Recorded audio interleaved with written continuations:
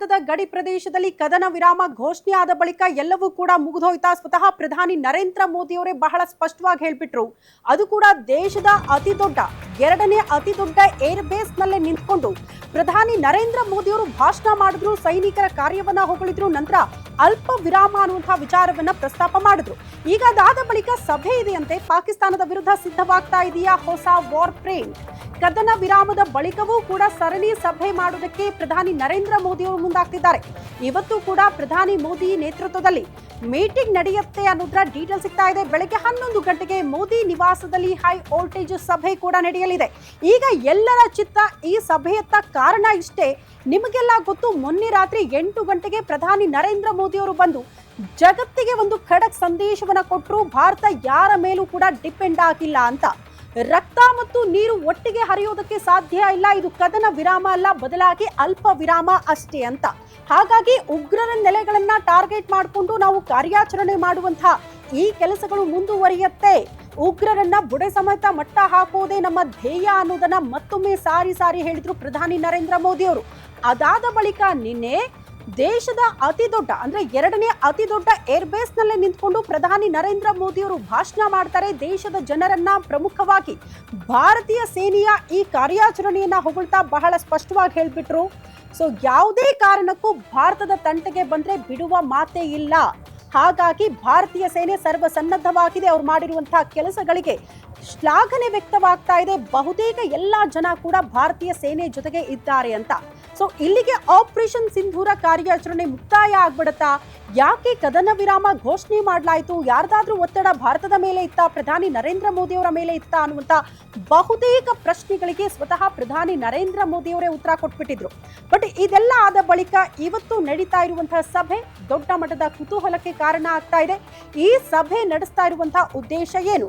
ಹಾಗಾದ್ರೆ ಉಗ್ರರನ್ನ ಟಾರ್ಗೆಟ್ ಮಾಡಿಕೊಂಡು ನಡೆಯುವಂತಹ ಕಾರ್ಯಾಚರಣೆ ಮುಂದುವರಿಯುತ್ತಾ? ಅದಕ್ಕೆ ಸಂಬಂಧಪಟ್ಟಂತೆ ಪ್ಲಾನಿಂಗ್ಗಳು ಈ ಸಭೆಯಲ್ಲಿ ಆಗುತ್ತಾ ಗೊತ್ತಿಲ್ಲ, ಕಾದ್ ನೋಡ್ಬೇಕು. ಬೆಳಗ್ಗೆ 11 ಗಂಟೆಗೆ ಸಭೆ ಇರುತ್ತಂತೆ. ರಾಜನಾಥ್ ಸಿಂಗ್ ಅವರು ಕೂಡ ಪ್ರಮುಖವಾಗಿ ಈ ಸಭೆಯಲ್ಲಿ ಭಾಗಿಯಾಗ್ತಾರೆ. ಜೈಶಂಕರ್ ಅವರು ಕೂಡ ಭಾಗಿಯಾಗ್ತಾರೆ. ಆಪರೇಷನ್ ಸಿಂಧೂರದ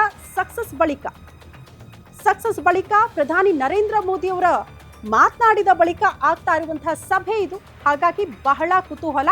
ಹೈ ವೋಲ್ಟೇಜ್ ಸಭೆ ಈ ಕ್ಷಣಕ್ಕೆ ಇದನ್ನ ಗಮನಿಸಿದ್ರೆ ನಾವು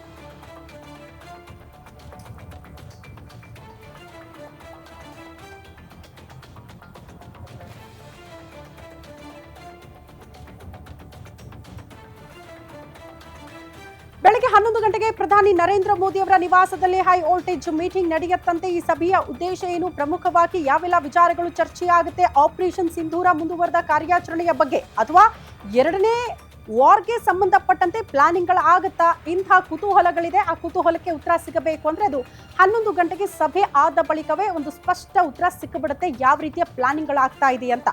ಒಂದಂತೂ ಬಹಳ ಸ್ಪಷ್ಟ, ಆಪರೇಷನ್ ಸಿಂಧೂರ ಕಾರ್ಯಾಚರಣೆಯ ಬಳಿಕ ಬರೀ ಉಗ್ರರ ನೆಲೆಗಳನ್ನ ಧ್ವಂಸ ಮಾಡಿದ್ದಲ್ಲದೆ, ಮತ್ತೊಂದು ಕಡೆ ಉಗ್ರರನ್ನ ಧ್ವಂಸ ಮಾಡಿದ್ದಲ್ಲದೆ ಭಾರತ ಎಷ್ಟು ಬಲಿಷ್ಠವಾಗಿದೆ ಅನ್ನೋದನ್ನ ಜಗತ್ತಿಗೆ ತೋರಿಸೋ ಪ್ರಯತ್ನ ಕೂಡ ಆಗಿದೆ. ಅದನ್ನ ಗಮನಿಸಬೇಕಾಗಿರುವಂತಹ ವಿಚಾರ.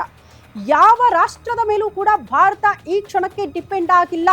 ಬದಲಾಗಿ ಭಾರತದ ನೆಲದಲ್ಲಿ ಸಿದ್ಧವಾಗಿರುವಂತಹ ಕ್ಷಿಪಣಿಗಳಿಂದ ಈ ಯುದ್ಧವನ್ನ ನಾವು ಗೆದ್ದಿದ್ದೀವಿ ಅನ್ನುವಂತ ಪ್ರಮುಖ ಸಂದೇಶವನ್ನ ಸ್ವತಃ ಪ್ರಧಾನಿ ನರೇಂದ್ರ ಮೋದಿ ಅವರು ಕೊಟ್ಟಿದ್ದಾರೆ.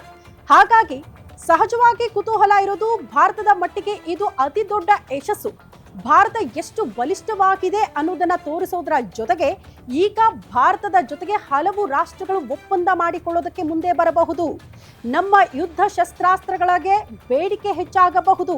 ಪ್ರಮುಖವಾಗಿ ಬೆಂಗಳೂರಿನ ನೆಲದಲ್ಲಿ, ಅದು ಕೂಡ DRDO ಸಿದ್ಧಪಡಿಸಿರುವಂತಹ ಆಕಾಶ್ ಕ್ಷಿಪಣಿಯ ಬಗ್ಗೆ, ಬ್ರಹ್ಮೋಸ್ ಕ್ಷಿಪಣಿಯ ಬಗ್ಗೆ ಅನೇಕ ರಾಷ್ಟ್ರಗಳು ಆಲ್ರೆಡಿ ಬೇಡಿಕೆ ಇಡ್ತಾ ಇದೆ ಭಾರತದ ಮುಂದೆ. ಹಾಗಾಗಿ ಭಾರತದ ಬೆಳವಣಿಗೆ ಇನ್ನಷ್ಟು ತ್ವರಿತ ಗತಿಯಲ್ಲೇ ಆಗುತ್ತೆ ಇದೇ ವಿಚಾರಕ್ಕೆ ಸಂಬಂಧಪಟ್ಟಂತೆ ಅನ್ನೋದನ್ನ ಸ್ವತಃ ಪ್ರಧಾನಿ ನರೇಂದ್ರ ಮೋದಿ ಅವರು ಹೇಳಿದ್ರು. ಯಾವ ಬಲಿಷ್ಠ ರಾಷ್ಟ್ರದ ಮೇಲೂ ಕೂಡ ಈ ಕ್ಷಣಕ್ಕೆ ಭಾರತ ಡಿಪೆಂಡ್ ಇಲ್ಲ.